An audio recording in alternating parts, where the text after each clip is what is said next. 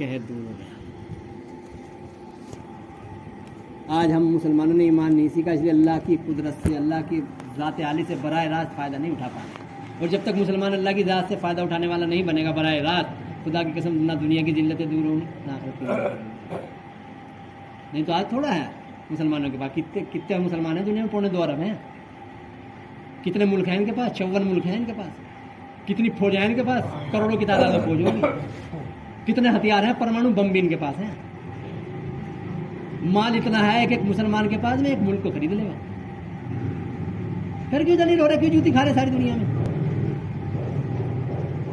साहबा 313 ने ईमान सीख लिया था, सारी दुनिया को अल्लाह ताला ने के कदमों में झुका दिया।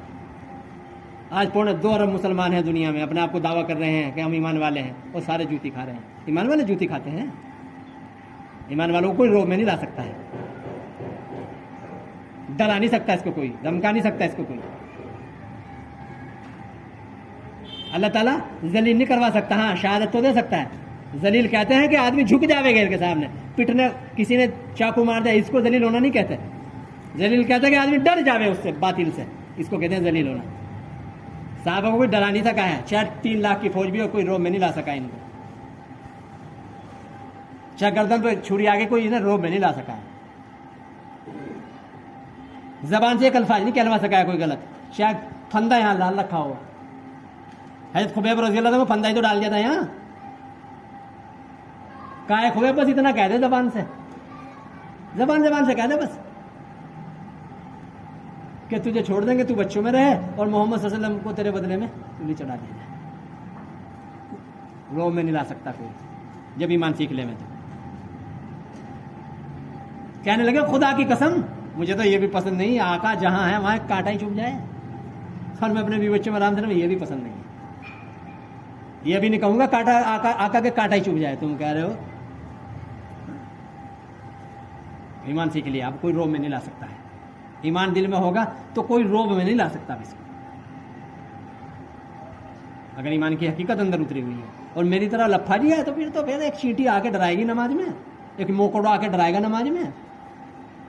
हाँ, वो बाहर तो बाजार में और भाई फौजों में और दुश्मनों के बीच में तो क्या, मस्जिद में अल्लाह के सामने खड़ा होकर छिपकली से डर जाएगा। और साहबा शेर से भी नहीं डरेंगे, क्योंकि ईमान सीख लिया था। तासुर निकाल दिया अल्लाह पाक ने। ईमान सीखना कहते हैं कायनात की तमाम शक्लों का तासुर निकल जावे अंदर से, इनसे कुछ होता नहीं है। इसलिए मेरे भाई दोस्तों, ये दावत की मेहनत जो है, ये दावत की मेहनत, गश्त हो, 3 दिन हो, चिल्ला हो, 4 महीने, अल्लाह की कसम कुछ नहीं है सिवाय इसके ईमान सीखना मकसूद है। इससे ईमान बोलो, ईमान सुनो, ईमान सीखो। ये बोलने सुनने के लिए है कि ईमान बोला जावे, इसमें ईमान सुना जावे, ताकि जहन अल्लाह की तरफ मुंतकिल हो जाए।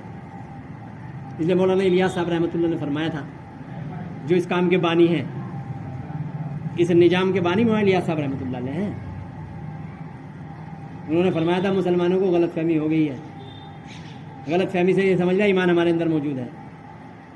इस गलत फहमी की वजह से उन कामों में लग गए हैं जिनका दर्जा ईमान के बाद है, अमल में लग गए हैं। फरमाया था हालांकि हमारी ये मेहनत खुदा की कसम सीधे से ईमान पैदा करने की मेहनत है। और फरमाया था मौली जहाँ एक जहीरुल हसन साहब थे, मौली जहीर तुम जो लोगों को रोज़ नमाज पे लगा रहे हो, मेरा काम नहीं है, मेरे काम का मकसद नहीं है। मेरे काम का मकसद एक कौम पैदा करना है, नहीं, जिनके अंदर हकीकी यकीन उतर जावे। और फिर फरमाया था, कसम खा के कहा था, खुदा की कसम मेरा काम तहरीक सलात नहीं है कि तुम लोगों को नमाजी बनाओ, मेरा काम तहरीक सलात नहीं है, मेरा काम तहरीक ईमान है। और फिर फरमाया था लोगों ने इसका नाम तबलीग जमात रखा है, मैंने नहीं रखा, मैं तो इसका कुछ अगर नाम रखता तहरीक ईमान रखता, ईमान सीखने की मेहनत। पता नहीं लोग इस काम को क्या क्या कह रहे हैं, बानी से लेते नहीं है। और फिर मौलाना यूसुफ रहमतुल्लाह के जरिए से अल्लाह पाक ने उस ईमान की पूरी तफसीर समझाई है, जो हमारे इलियास साहब इशारों में समझाते थे, मौलाना रहमतुल्लाह ने उनको बयानों में समझाया है।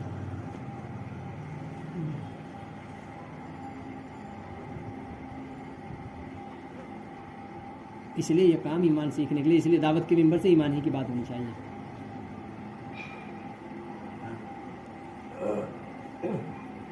दो बात होनी चाहिए यहाँ से। वो 6 नंबर है ना, वो हम समझे नहीं है। मौलाना साहब के 6 नंबर देखो, पता चलेगा।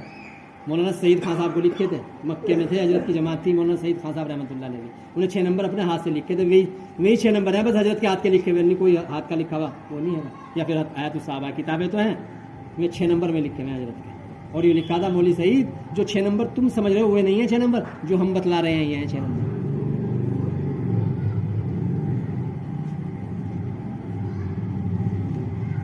अल्लाह के गैर की नफी करना, सबसे पहले अल्लाह के हर गैर की नफी करना, अल्लाह की ज़ात का इस्बात करना, अल्लाह के गैर का इनकार करना। एक एक चीज़ को खोल खोल के जो चीज़ अल्लाह जहन में डालता जाए पूरी सलाहियत लगा दो अल्लाह के हर गैर का इनकार करने में। इसके और इसमें किसी की मलावत की परवाह ना करो। खुश करने के लिए ना सब खुश हैं ऐसी बात करो, सब जुड़े रहें, तो नहीं, इसलिए नहीं है ये काम। ये काम इसलिए है कि तौहीद की बात करें, जिसे जुड़ना है जुड़ जाए, जिसे टूटना है टूट जाए। अल्लाह के नबी सल्लल्लाहु अलैहि वसल्लम ने समझौता नहीं किया है। एक बार दिल में आया था अल्लाह के नबी सल्लल्लाहु अलैहि वसल्लम के, कुफार मुशरिकीन ने मक्का ने कहा था कि ठीक है हमारे में समझौता हो जावे, जब आप तवाफ करें तो थोड़ा सा बस अफसर हमारे बुत के सामने भी झुका लें, फिर हमारी समझौता है बस। अल्लाह के नबी के दिल में ये बात आई थी कि चलो झुकाने में कोई बात नहीं, सब सारी बात सब जुड़े तो रहेंगे। अल्लाह ने वही डाल दी, कहा नबी जी अगर उस दिन आप झुक जाते ना बुत के नीचे, आप दुनिया में भी हम आपको जाप देते, आप दुगना जाप देते। अल्लाह के गैर की बिल्कुल भी रियायत नहीं करनी है अपनी दावत में। अगर ईमान सीखना है तो, अपना जहन बनाना है तो, अल्लाह का ध्यान पाना है तो अल्लाह के गैर की रियायत नहीं करनी चाहिए। कोई कुछ ही कहता रहे, हमें कोई मतलब नहीं इससे। कौन हमारी तारीफ कर रहा है, कौन हमें बुरा भला कर रहा है, कोई मतलब नहीं इससे।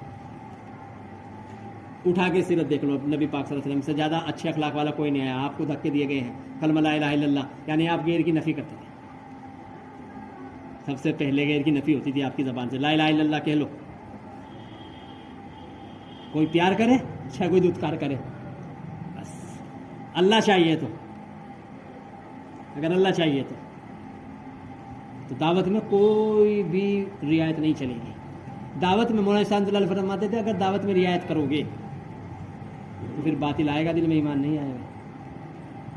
खलत मलत की बातें भी ना करो, यूँ फरमाते थे, खलत मलत किस्म की बातें भी ना करो। फिर एक जगह तो यूँ फरमाया, पढ़ लेना बयानात भाग 2 में 125 नंबर खोल लेना पेज। यूँ फरमाया था पहले जहाँ बैठते थे ईमान की बात करते थे, अब जहाँ बैठते हैं दीन की बात करते हैं। जब दीन की बात करोगे ईमान नहीं आएगा। फिर हाँ लोग खुश हो गए पैसे दे देंगे, लो भाई खाना खा लेना, लो भाई मस्जिद बना लेना, लो भाई बैतुल खला बना लो भाई सब लो। ईमान कोई सीखेगा नहीं, पैसे दे के जान बचाएंगे। फरमाया था जब ये हो जाए फिर इन मजलिसों को छोड़ देना, फिर वहाँ चले जाना जहाँ मजलिस ईमान लगी हुई है। ईमान सीखने के लिए, लोगों को खुश करने के लिए काम नहीं है। लोग खुश हो जाएं, लोग जुड़े रहें, सारी दुनिया इसमें जुड़ जाए, नहीं।